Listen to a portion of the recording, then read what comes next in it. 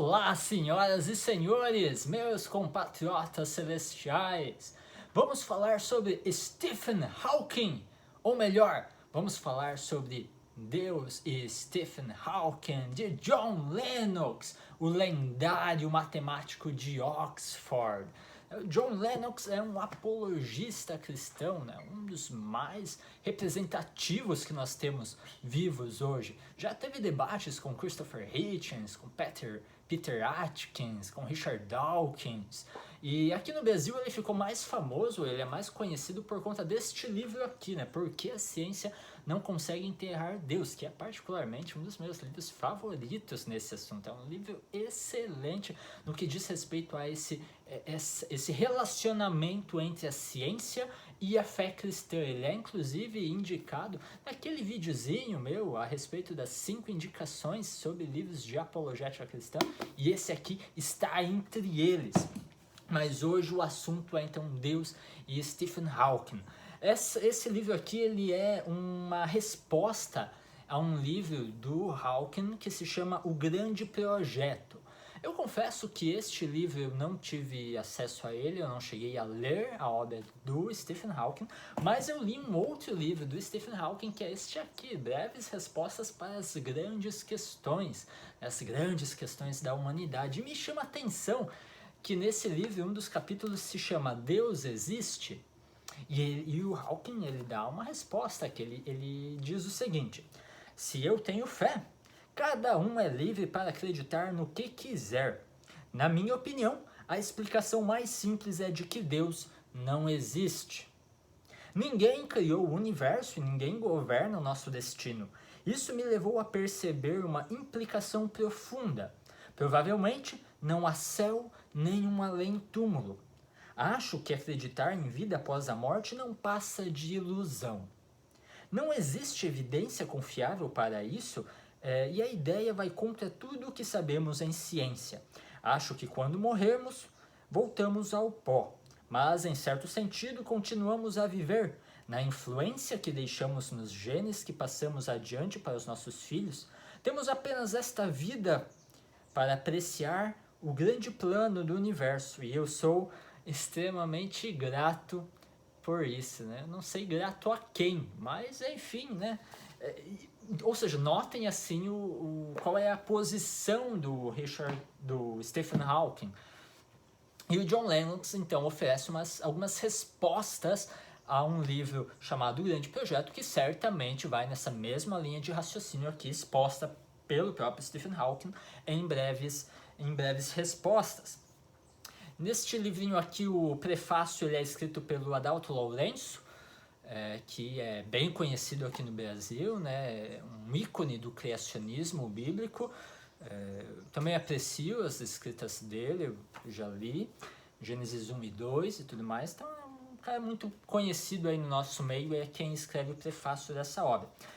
E o John Lennox ele já chega aqui falando sobre uma afirmação do Hawking de que a filosofia estaria morta.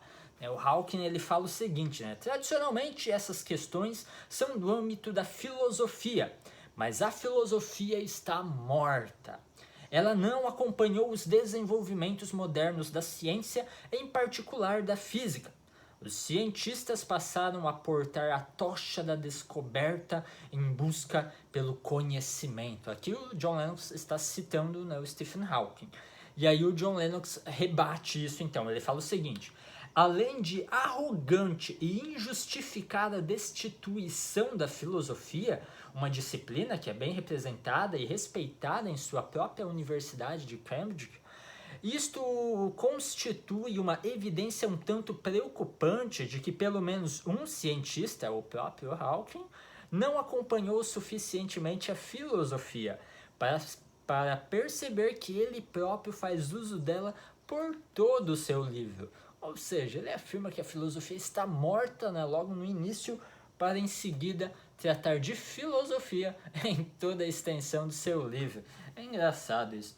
Depois mais o Hawking, ele menciona, né, o fato dos gregos antigos, como a religião foi sempre uma solução mitológica para os problemas da humanidade, como buscavam explicar as coisas a partir da religião, e com o surgimento de pessoas como Tales de Mileto e tudo mais, as pessoas passaram a entender de forma muito mais racional o universo e deixar de lado os deuses.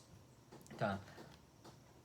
Aí, na página 35, o John Lennox também oferece uma resposta nesse sentido aqui. Ele fala o seguinte: agora chegamos a um erro crucial que parece escapar à atenção de Hawking.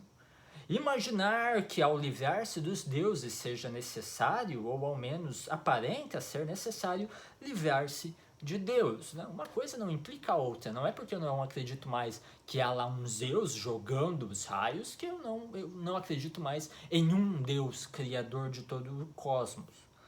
Longe disso. Para Moisés e os profetas hebreus, era um absurdo encurvar-se diante de fragmentos do universo, o Sol, a Lua e as estrelas, como se fossem deuses.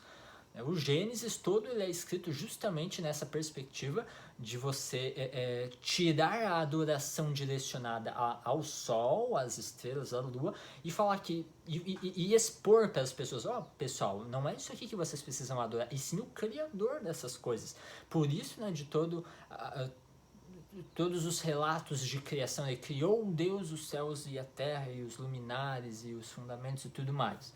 Contudo, esses consideraram igualmente absurdo não crer no Deus Criador e não encurvar-se perante Ele, o qual fez ambos, o universo e eles mesmos. Ou seja, são coisas igualmente absurdas. Uma, adorar, digamos, o Sol, e outra, não adorar o Criador do Sol.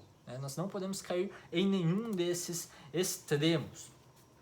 Vamos para a página 38. Na página 38 ele está concluindo aqui um dos primeiros capítulos, e ele fala o seguinte: exatamente com a minha admiração do gênio por trás de um trabalho de engenharia ou de arte se eleva à medida que o conheço mais. Também a minha adoração ao Criador é elevada à medida que compreendo mais e mais o universo que ele criou. Ou seja, não há nenhuma incompatibilidade entre o conhecimento científico, como o Hawking coloca, né, que a gente precisa ou acreditar em Zeus jogando um raio, ou então em uma explicação científica dos processos pelos quais o raio atinge a Terra. E o John Lennox fala: não, cara, não é por aí. É justamente o meu conhecimento científico que enaltece ainda mais a Deus, porque a gente passa a entender os processos de criação, a gente passa a conhecer o ajuste fino do universo e tudo mais. Né? As coisas não são ou um ou outro. Elas podem tranquilamente ser um e ou outro, né, de forma complementar. O Hawking ele acaba parecendo estar atacando aqui aquilo que a gente chama de Deus das lacunas, né, onde é um Deus que ele só é utilizado para tampar determinado furo que o conhecimento científico, o conhecimento humano ainda não tapou. Então a gente não sabe como explicar o raio, então coloca Deus. Não sabe por que chove, é porque Deus quis. Não sabe, Deus. E conforme a ciência vai se desenvolvendo e vai tendo as explicações, então vai tampando esses buracos e Deus tem cada vez menos espaço. E não é esse o Deus que crê o cristianismo. Né? O Deus cristão, a própria racionalidade do universo, a própria inteligibilidade do universo depende dele. Nós cremos em um Deus criador que cria um universo ordenado, e é por conta disso que nós podemos fazer ciência, porque o universo é ordenado e toda a ordem ela vem da inteligibilidade. Não tem por que o universo ser uma exceção a essa regra. Página 41. Aqui o Hawking, né, ele, como eu já mencionei, ele parece estar se referindo a um Deus das lacunas. E ele diz que uma das últimas lacunas que Deus ainda tinha para estar era na origem do próprio universo. Né? O fato de que o nosso universo não é eterno, ele teve um início e temos evidências científicas disso, coisa que não tínhamos até o século XX. E aí ele afirma aqui que mesmo essa lacuna agora está sendo tapada pela ciência, de que já ali também Deus não tem mais espaço. E qual é a explicação dele? O universo criou-se a si mesmo, por conta da lei da gravidade. Stephen Hawking falando isso. O John Lennox cita ele: o universo pode e criará a si mesmo do nada. E ele responde em seguida, então, John Lennox: esta alegação é autocontraditória. Se dissemos que x cria y, pressupomos, em primeiro lugar, a existência de x, a fim de trazer y à existência.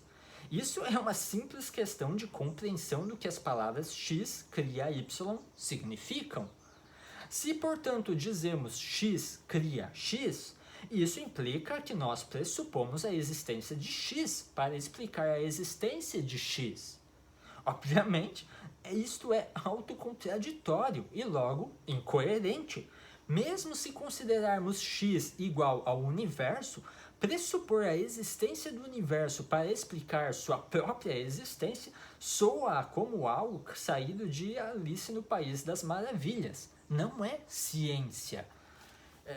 Chega a ser algo estranho vindo da pena de alguém do calibre de Stephen Hawking. Né? O John Lennox afirma que Hawking ele comete um erro de categorias ao confundir mecanismos com agentes, porque Deus é um agente. O Big Bang, ou mesmo a teoria da evolução, são mecanismos, ou seja, eu não preciso optar por um mecanismo ou um agente. Ambas as um agente faz uso de um mecanismo, é um erro de categorias quando eu contraponto. Então, ou Deus ou o Big Bang, né? E não tem essa de o universo criar a si mesmo, um mecanismo criando algo por si mesmo sem um agente. A página 54 e 55, sobre o Big Bang agora, o início do universo.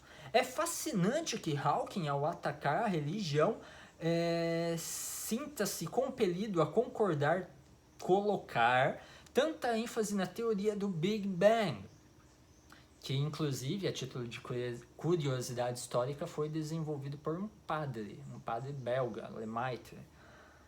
Pois, ainda que os não crentes não gostem disso, o Big Bang ecoa poderosamente a narração bíblica da criação. É por isto que, antes da teoria do Big Bang ganhar aceitação, muitos dos principais cientistas estavam inclinados a dispensá-la, pois parecia apoiar a história bíblica. Alguns se agarraram à visão de Aristóteles do universo eterno sem princípio ou fim.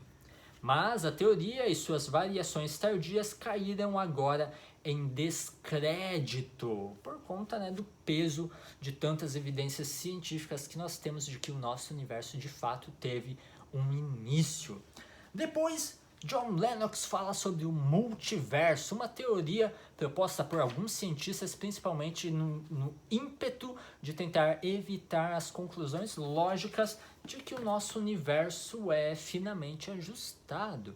Isso parece indicar que uma mente, um ser pessoal, não apenas trouxe o universo à existência, como trouxe à existência um universo planejado, projetado a fim de conter vida inteligente como a nossa. As probabilidades são ínfimas de um universo como o nosso. Então, qual é uma das possíveis soluções que os ateus apresentam?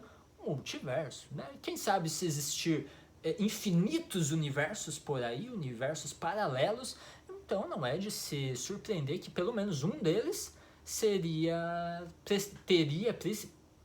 teria precisamente as condições que o nosso universo tem para abrigar a vida, né? Seria obra de puro acaso.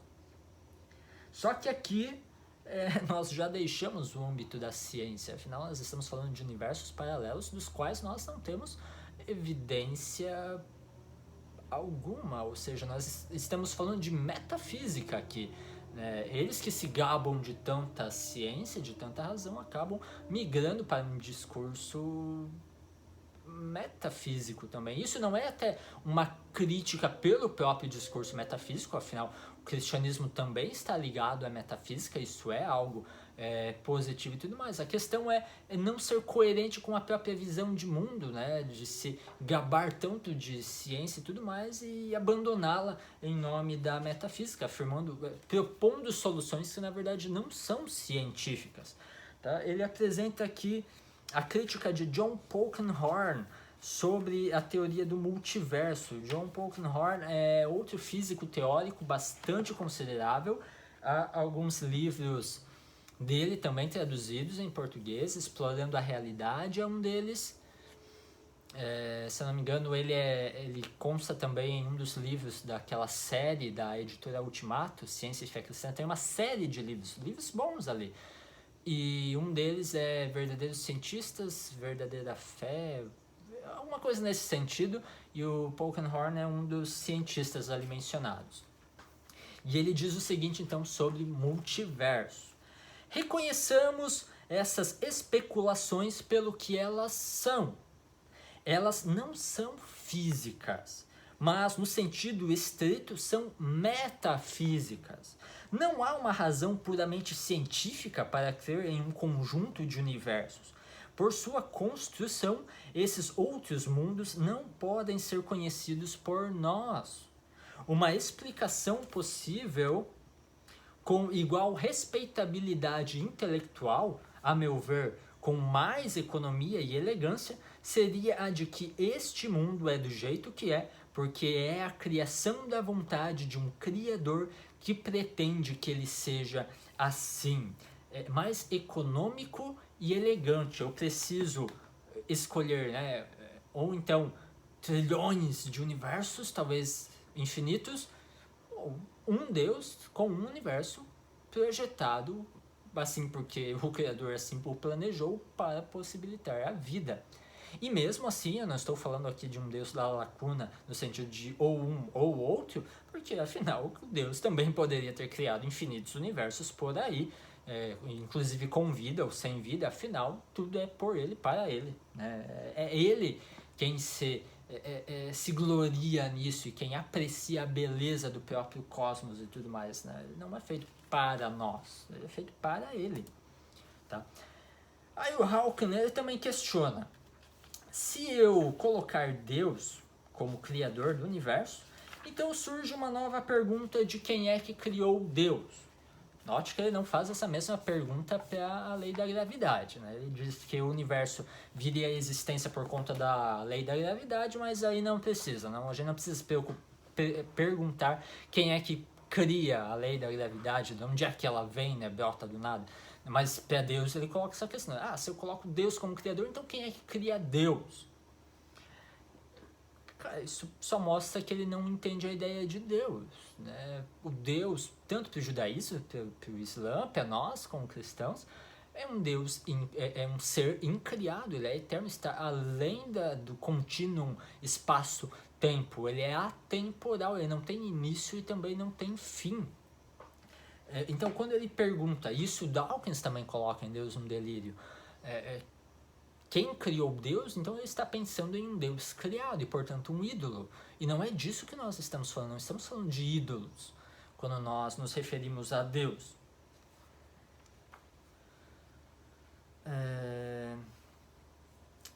Ok, acho que está respondido essa parte. Depois o John Lennox, já estamos aqui no capítulo 5, o capítulo se chama Ciência e Racionalidade.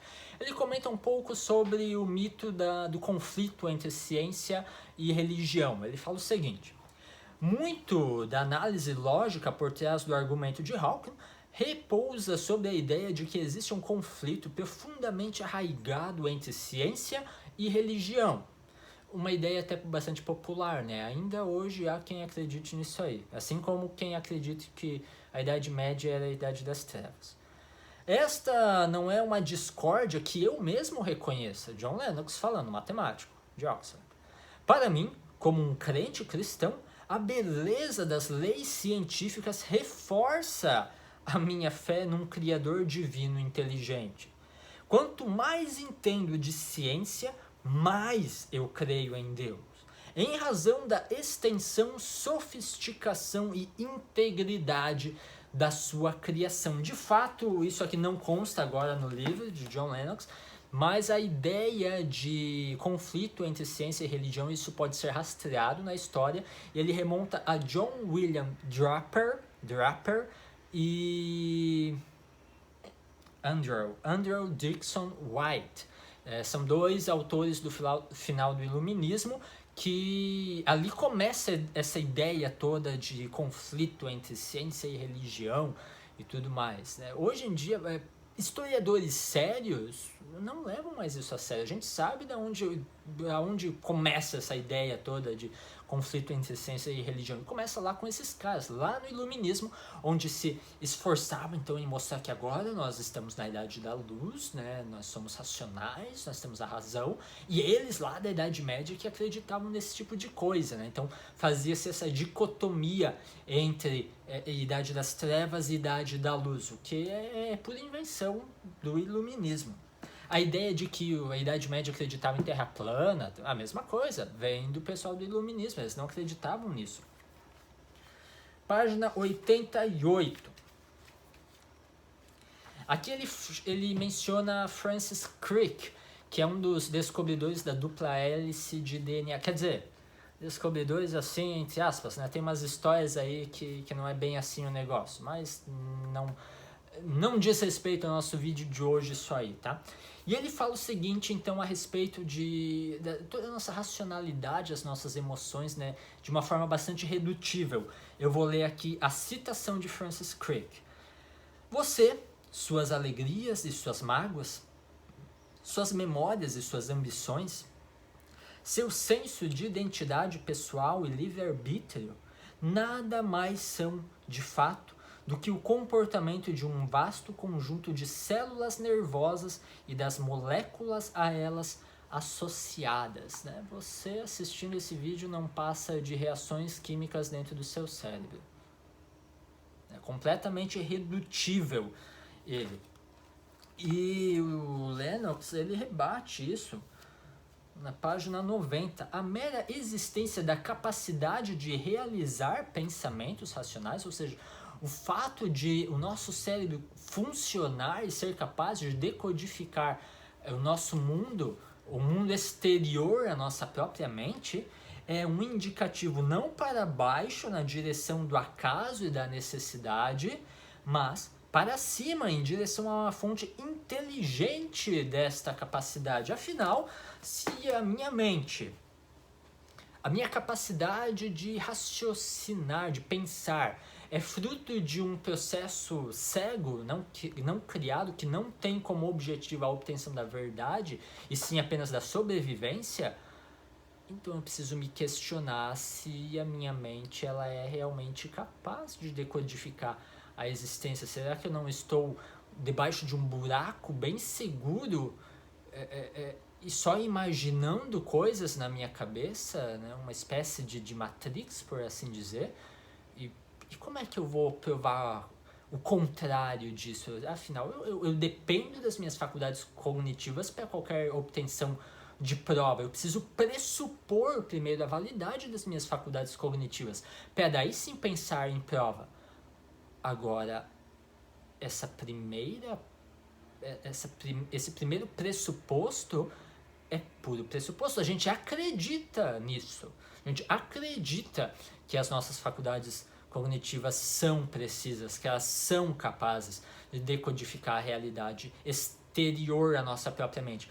E essa ideia, esse pressuposto, ela faz muito mais sentido, tendo em vista que a nossa mente ela é capaz, porque ela foi projetada para ser capaz por um ser inteligente, do que ela foi desenvolvida por processos aleatórios não guiados. Aí eu preciso desconfiar da minha própria mente, e, portanto, desconfiar do meu pensamento e das conclusões do meu pensamento, o que inclui o próprio ateísmo, né? O que inclui o próprio naturalismo. Ou seja, ele acaba serrando o galho onde ele próprio está sentado.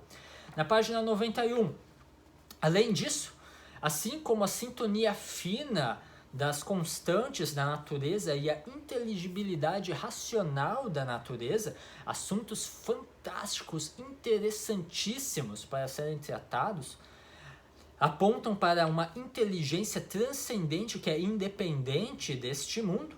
Do mesmo modo, a existência de um conjunto comum de valores morais aponta para a existência de um ser moral transcendente. Aqui ele começa a entrar em um outro aspecto já, né?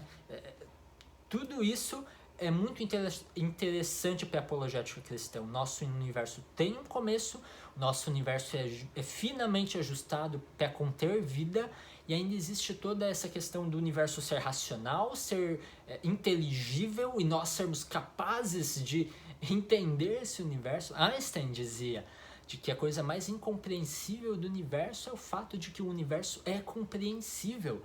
Nós conseguimos calcular a nossa realidade, imaginem só. Eu consigo jogar uma bola e se eu souber algumas variáveis, eu sei quanto tempo essa bola vai ficar no ar até que ela caia no chão. E isso realmente vai acontecer. Eu traduzo em números a nossa realidade física. Cara, isso é fantástico de se pensar nesse ordenação, enfim, do universo.